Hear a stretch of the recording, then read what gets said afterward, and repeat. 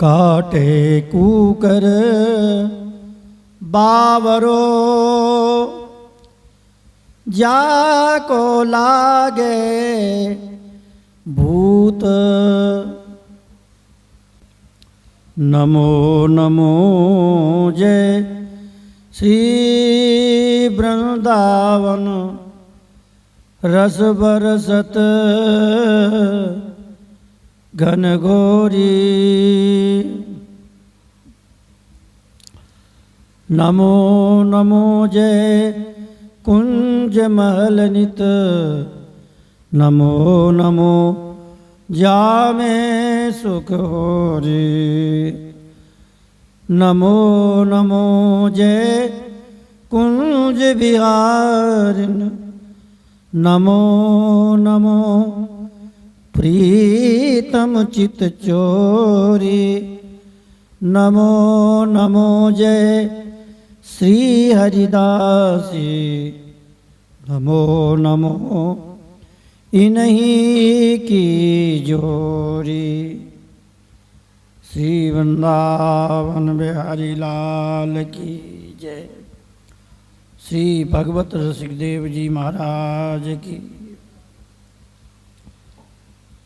पूर्व के प्रसंग में भगवत रसिकदेव जी की वाणी का कौआ धोए हंस नहीं, होए न बछड़ा स्वान। बोले कौआ धोए हंस नहीं। हंस कौन है, कौआ कौन है? हंस कहते हैं आस्तिक को, कौआ कहते नास्तिक को। बात ये है, आस्तिक व्यक्ति, आस्तिक माने जो भगवान को मानने वाला होता है, उसके मन में ये रहता है जीव का कल्याण हो और वो सबको भगवान के मार्ग पर लगाता है। लेकिन जो नास्तिक प्रकृति का व्यक्ति होता है, बिहारी देव जी कहते हैं अन ठुर्रो मन ठोठर्यो तजो अगन जख जान।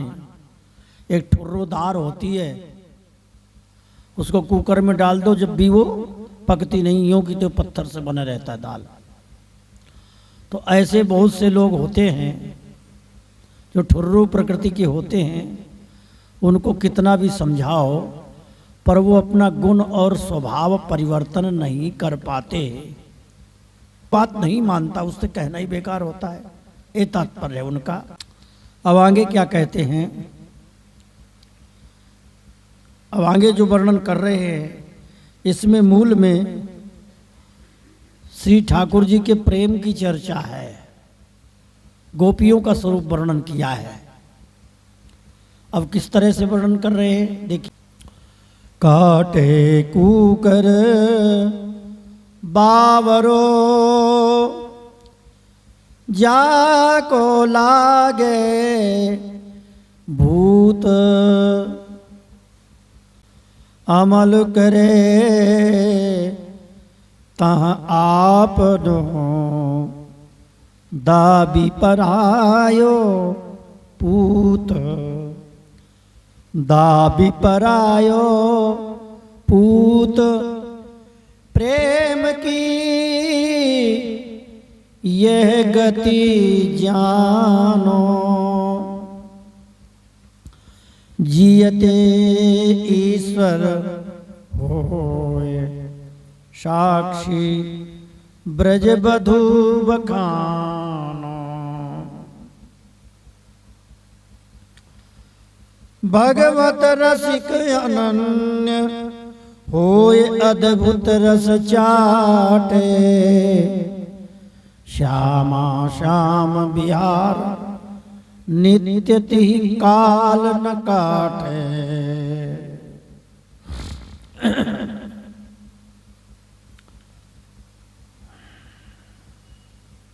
उदाहरण दे रहे हैं कि देखो संसार में कोई बावरा कुत्ता होता है, पागल कुत्ता।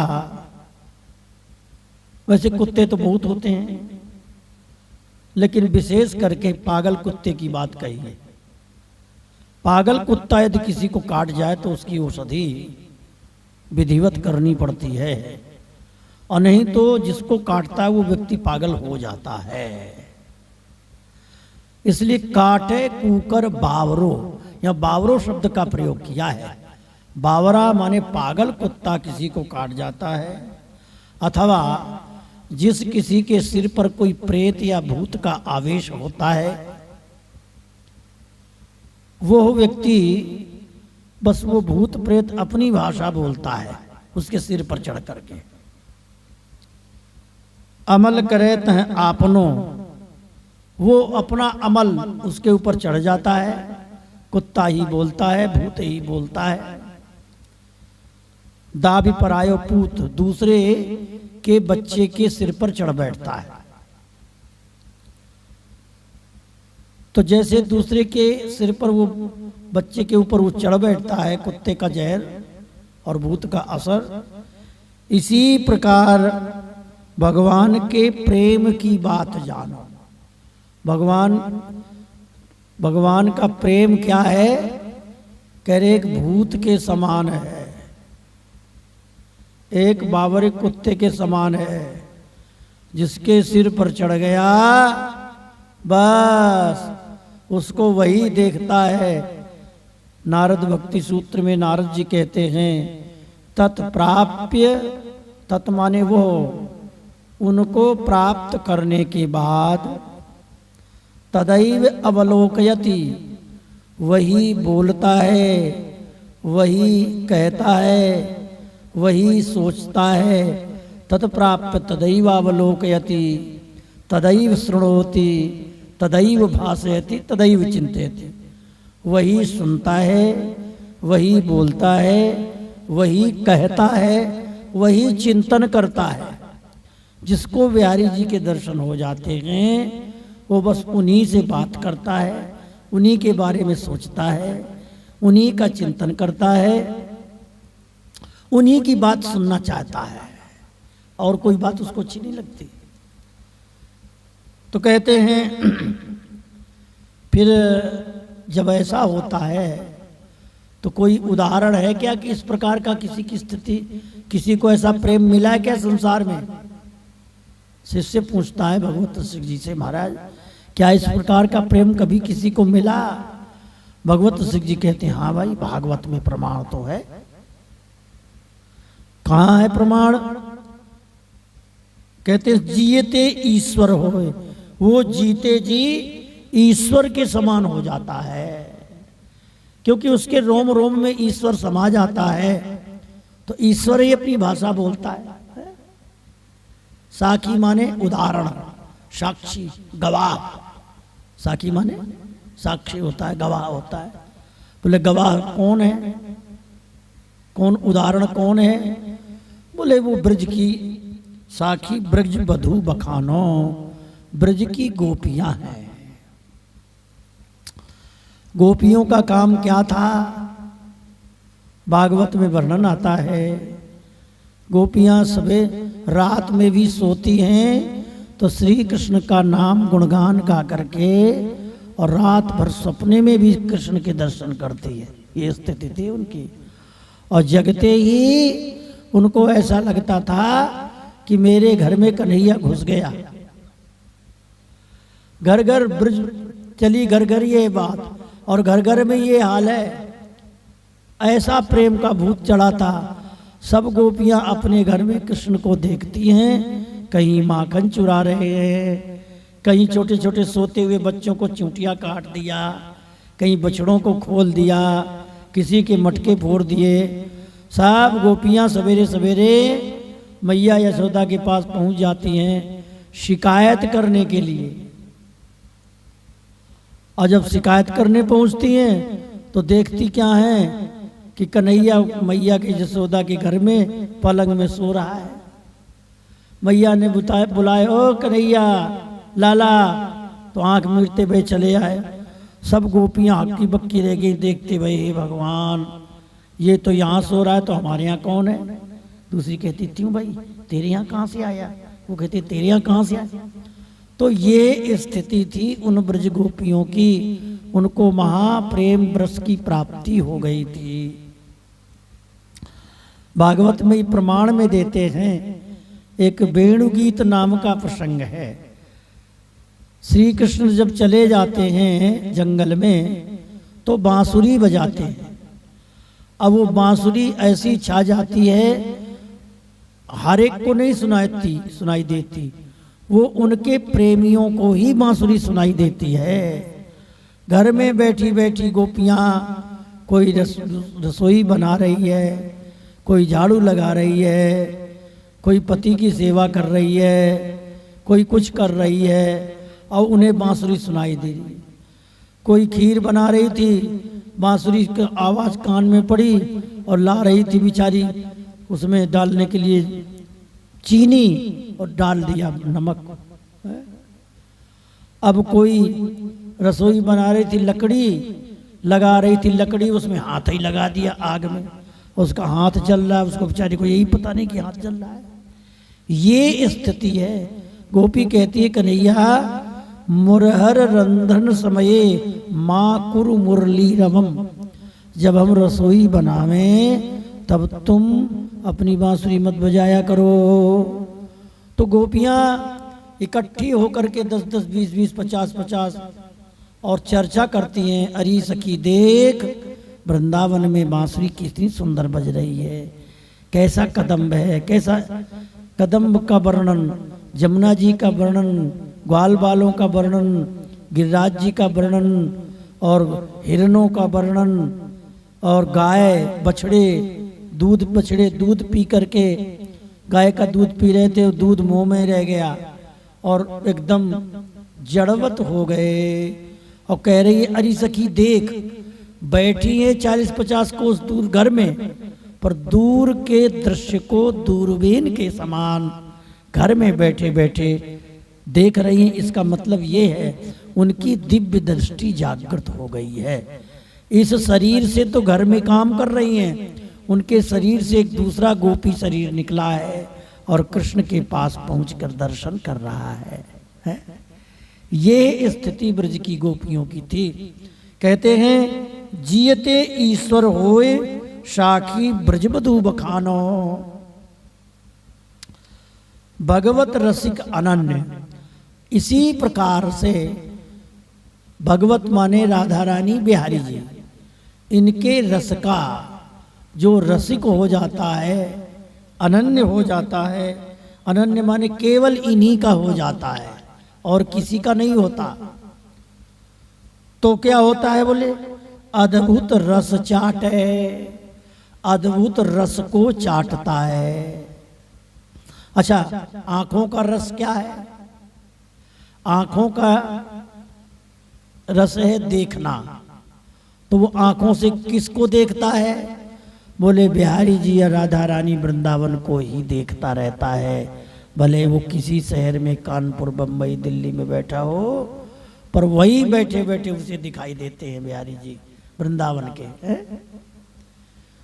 तो आंखों से दर्शन होता है, अद्भुत रस चाट है। आंखों का रस है देखना, नाक का रस है सूंघना और कान का रस है सुनना। तो नाक से श्री जुगल सरकार के अंग की दिव्य सुगंधी, वृंदावन धाम के फूलों की दिव्य सुगंधी भक्त के नाक में जबरदस्ती घुस जाती है। बड़ी विचित्र विचित्र सुगंधी आती है। कानों में बांसुरी का स्वर, मृदंग का स्वर और बीणा का स्वर ये सुनाई देने लगता है। रास लीला हो रही है और स्वर तुम्हारे कानों में बैठे बैठे सुनाई दे रहा है। तो पहले इंद्रियां जागृत होती हैं, कान जागृत, हृदय जागृत होता है। सबसे पहला नंबर हृदय प्रकाशित होता है, प्रकाश आ जाता है, अंधकार नष्ट हो जाता है, दिव्य ज्ञान प्रकट होता है और जुगल सरकार हृदय में प्रकट होते हैं। कान, आंख, नाक, मुंह ये सब जाग जाते हैं। हाँ? जीभ जागृत हो जाती है, जीभ से खूब नाम जप करते हैं, पर जीभ थकती नहीं है। कान से बांसुरी की आवाज़ सुनते हैं, आँखों से बैठे बैठे दर्शन होता है, कहीं भी बैठे हैं। जैसे हम लोग यहाँ बैठे सत्संग हाल में, यदि आँखों की दृष्टि खुल जाए तो यहाँ पत्थर उत्तर कुछ नहीं दिखाई देगा, केवल दिव्य निकुंज दिखाई देंगी, जुगल सरकार ही दिखाई देंगे, कुछ नहीं दिखाई देगा। जब दिव्य दृष्टि खुलती है तब तो अद्भुत रस चाट है, अद्भुत रस को चाटता है। नाम का रस, रूप का रस, लीला का रस, धाम का रस, आँख से, नाक से, मुंह से, कान से और रोम रोम से रस चाटता है। रोम रोम में जीभ लग जाती है एक प्रकार से, इतना स्वाद आता है, रस आता है। तो ऐसी स्थिति में फिर क्या होता है? कहते हैं श्यामा श्याम बिहार, जो श्यामा श्याम वृंदावन विपिन बिहारी श्री वृंदावन में भूत भविष्य वर्तमान में जो लीला करते रहते हैं, उनकी लीला में प्रवेश हो जाता है। तिहि काल न काटे, फिर उसे काल काटता नहीं है। काल काटने का मतलब क्या है? अभी 4 बजे थे और 4:10 हो गए, तो काल काट रहा है कि नहीं काट रहा है? समय, काल माने समय, समय चलता जा रहा है, घड़ी नहीं रुक रही है। चाहे खाओ पियो सो बैठो, घड़ी से कह दो घड़ी तुम रुक जाना, पर घड़ी नहीं रुकेगी।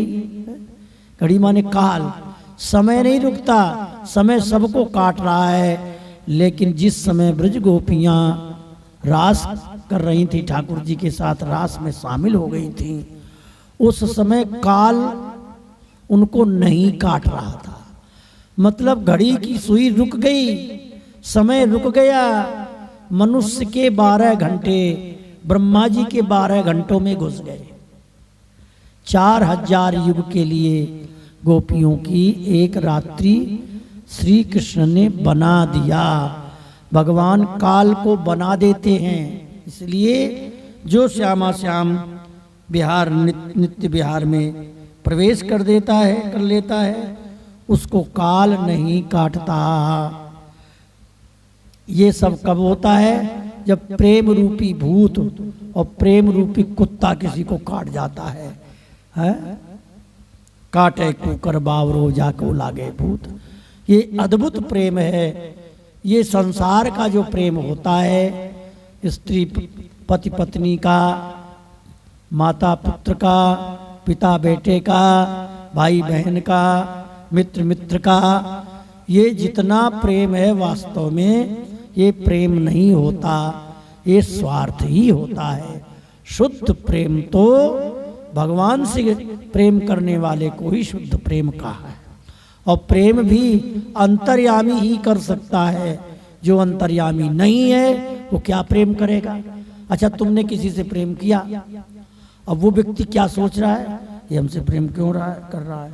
ये कुछ लूटना चाह रहा है, मेरे को धोखा देना चाह रहा है। अगला व्यक्ति के बहम गुस्सा हुआ है, तुम प्रेम में मरे जा रहे हो, तो कहाँ प्रेम निभेगा? हाँ, इसलिए प्रीत की रीत रंगीली ये जानिए। तो भगवत प्रेम जिसे मिल जाता है ये बहुत बड़ी संपत्ति होती है। मिलता कैसे है?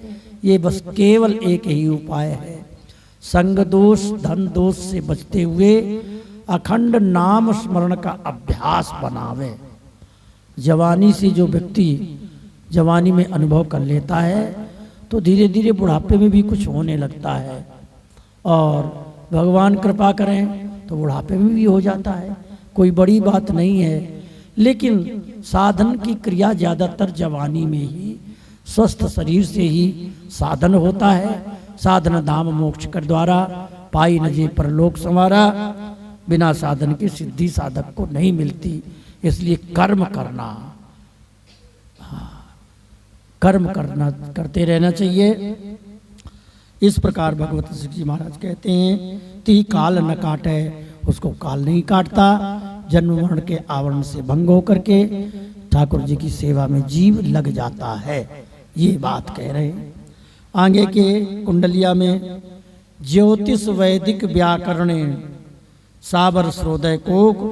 अब इसमें सारी बातें ये कहते हैं देखो भैया तुम ज्योतिषी हो गए, वैदिक हो गए, व्याकरणाचार्य हो गए, साबर, श्रोदय, कोक, सामुद्रिक, पिंगल, ये 64 कला प्रवीण हो गए, 16 कला, 64 कला, सारी कलाएं आ गई, तुम्हारे भीतर गुण आ गए। लेकिन एक बात बताओ, यदि भगवान के प्रति प्रेम नहीं हुआ तो ये ज्ञान, गुण, कला, कर्म किसी काम में नहीं आएंगे। ये तो जन्म मरण के चक्कर में ही तुमको भेज देंगे। इस भाव को आगे की कुंडलिया में पुष्ट करेंगे। बोलो वृंदावन बिहारी लाल की जय जय।